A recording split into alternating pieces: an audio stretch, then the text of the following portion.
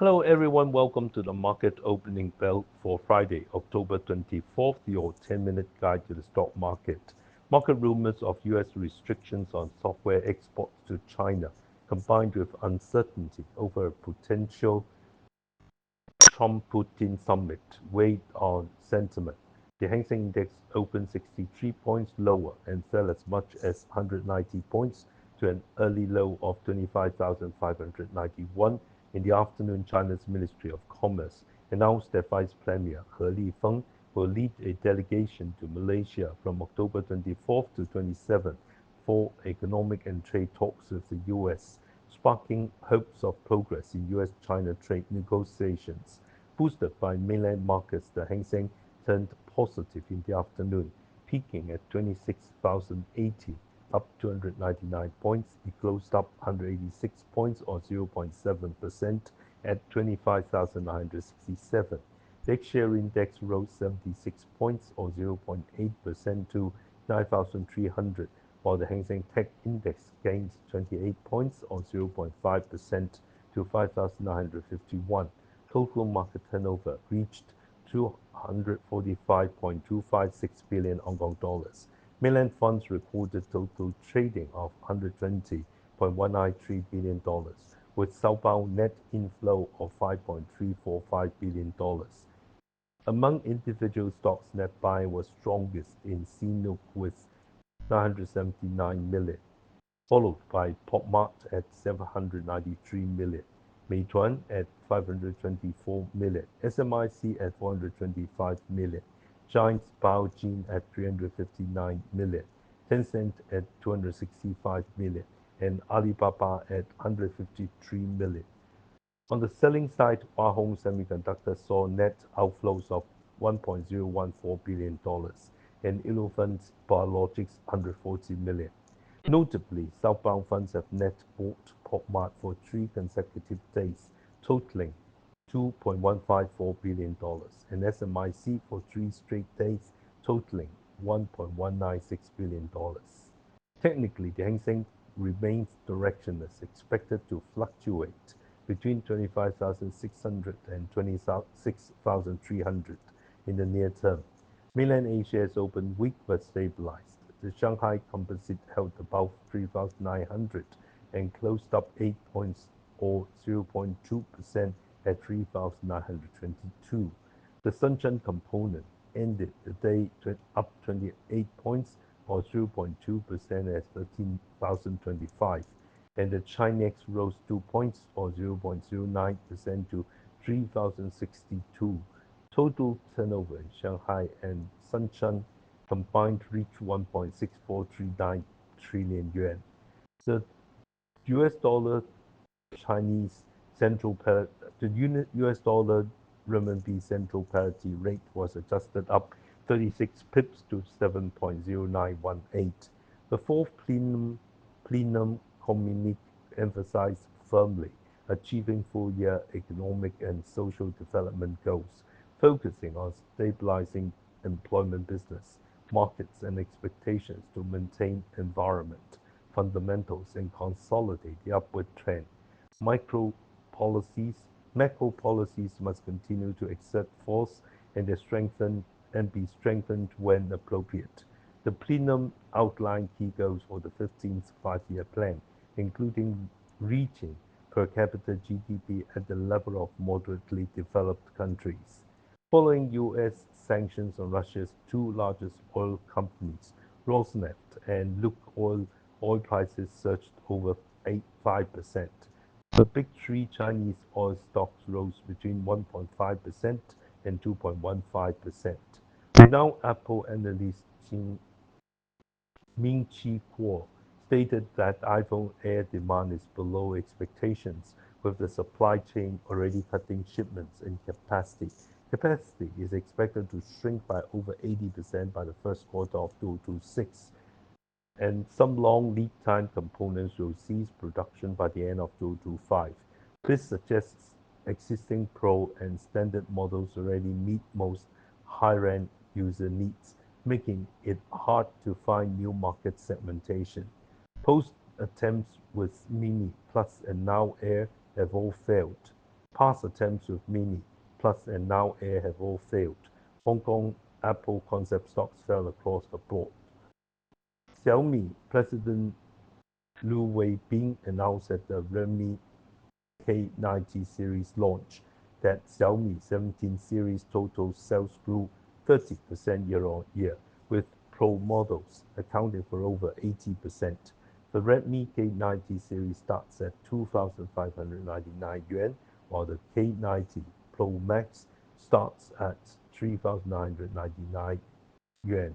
Alibaba announced that its Huawei AI glasses went on pre-sale at 12 a.m. on October 24th across JD.com, Douyin and Tmall, priced at 4,699 yuan, with delivery scheduled for December.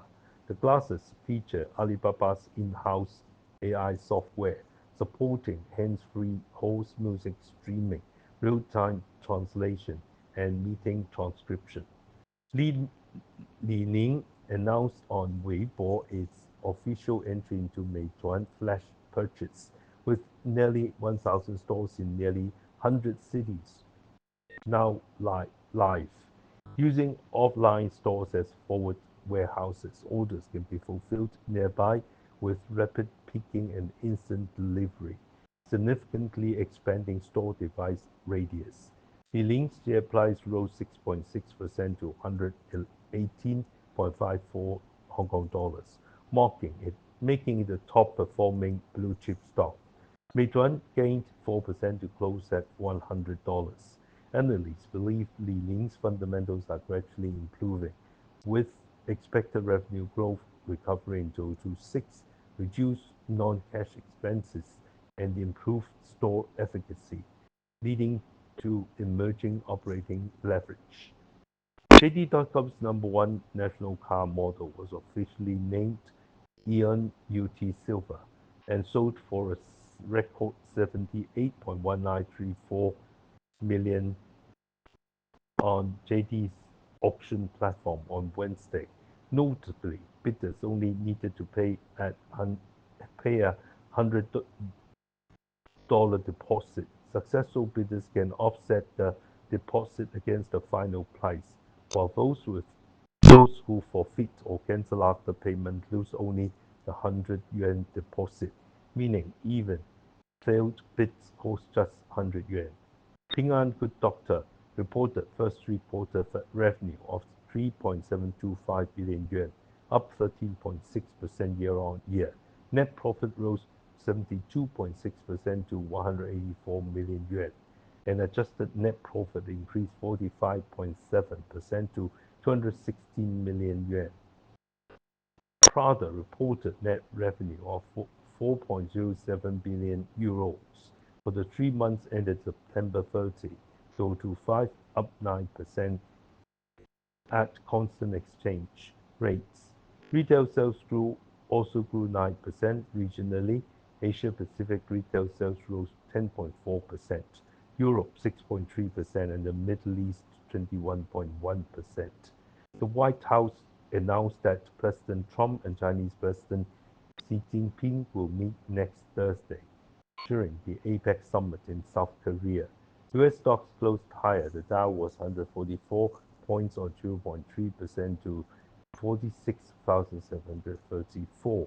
The S&P grew 500, gained 39 points or 0.6% to 6,738, and the Nasdaq climbed 201 points or 9% to 22,941. The Nasdaq Golden Dragon China Index, tracking Chinese ADRs, fell 76 points or 0.9% to 8,202. Tesla reported a 12% revenue increase in Q3, ending two quarters of declines. Though profit missed expectations, shares ended up 2.3% after initial weakness. IBM beat on both profit and revenue but fell 0.9%. American Airlines posted a smaller than expected loss and raised full-year guidance, sending shares up 5.6%. Tech stocks performed well. Oracle rose 2.7%, Nvidia and Amazon each gained about 1%. Nvidia announced a partnership with Uber to develop autonomous vehicles. Nvidia will use Uber's data from diverse driving scenarios, including airport transfers, complex intersections, and varying weather, to train its Cosmos World Function model, improving medium and safety. The companies will co-develop a system integrating NVIDIA's Open Cosmos and Cosmos AV models with Uber's multi-view driving data to create a positive trained Cosmos AV model. Apple rose 0.4%. Snow Supermicro Computer cut Q1 revenue guidance due to delivery delays and fell 8.7%. Intel reported Q3 net profit of $4.1 billion compared to $16.6 billion loss last year. Revenue rose 3% to $13.65 billion, beating expectations of $13.14 billion. Adjusted earnings per share was 0.23 cents. After 0. Adjusted EPS was $0.23. After hours, shares jumped 8%. Intel forecasts Q4 revenue between $12.8 billion and $13.8 billion, midpoint $13.3 billion, slightly below Wall Street $13.4 billion. However, after spinning off its programmable logic unit Altera in September, Q4 revenue is reduced by $400 to $500 million. Excluding Altera, guidance exceeds expectations. Honeywell reported 7% overall sales growth to about $10.41 billion, beating estimates of $10.14 billion.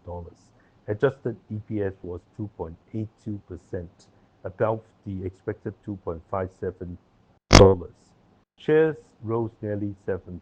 The company raised full-year adjusted earnings per share guidance to $10.60 to $10.70, including a 21-cent gain from the salt styles business divestiture. According to the National Association of Realtors (NAR), U.S. existing home sales rose 1.5% month-on-month in September to an annualized 4.06 million units, the highest in 7 months, compared to 4 million in August and slightly below market expectations of 4.1 million. Year-on-year sales grew 4.1%, supported by lower mortgage rates and improved housing affordability. Our stock pick today is Cathay Pacific, stock code 293. Cathay Pacific and Hong Kong Express continue to launch new routes and add more destinations. Currently, the group's passenger flights serve over 100 destinations worldwide. The group recently announced that it will launch direct passenger services between Hong Kong and Changsha starting November 4, 2025, bringing the number of mainland China destinations to 24. Cathay Pacific will also increase frequencies on Beijing, Guangzhou, Chengdu, and Shanghai routes this winter, operating over 330 round-trip flights per week between Hong Kong and mainland China. In the Americas, Cathay Pacific provides regular passenger services to 8 destinations. In April this year, it launched its first direct flights to Dallas Fort Worth International Airport, further expanding its network in the important North American market. In Southeast Asia and Oceania, Cathay Pacific serves 20 destinations with regular passenger flights and will resume services to Adelaide in November, offering 3 weekly winter seasonal flights. In Europe, Cathay Pacific serves 12 destinations with regular passenger flights. The group continues to add routes to strengthen its European network, such as resuming Rome services in June with summer seasonal flights and launching direct passenger flights to Munich for the first time. In South Asia, the Middle East, and Africa, Cathay Pacific serves 11 destinations with regular passenger flights. In March this year, it resumed direct flights between Hong Kong and Hyderabad, further strengthening its India network. For cargo, in addition to utilizing belly cargo space on Cathay Pacific passenger flights, the group operates freighter services to 12 destinations in the Americas, 9 in Southeast Asia and Oceania, 9 in North Asia, 5 in Europe, and 6 in South Asia, the Middle East, and Africa. This year, Cathay Pacific's passenger traffic has continued to grow strongly. In the first 9 months, total passengers increased by 26.8% year-on-year to 20.9961 million.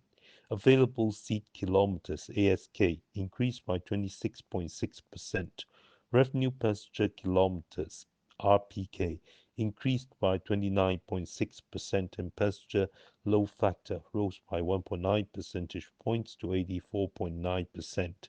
For cargo, in the first 9 months, cargo volume was 1.2156 million metric tons, up 10.2%. Available cargo ton kilometers (AFTK) increased by 8.6%. Revenue cargo ton kilometers (CFTK) increased by 6.7%, and cargo load factor fell by 1.1 percentage points to 58.2. Following the end of the summer travel peak in September, there was a surge in student travel, particularly with high load factors on flights from Hong Kong to the UK.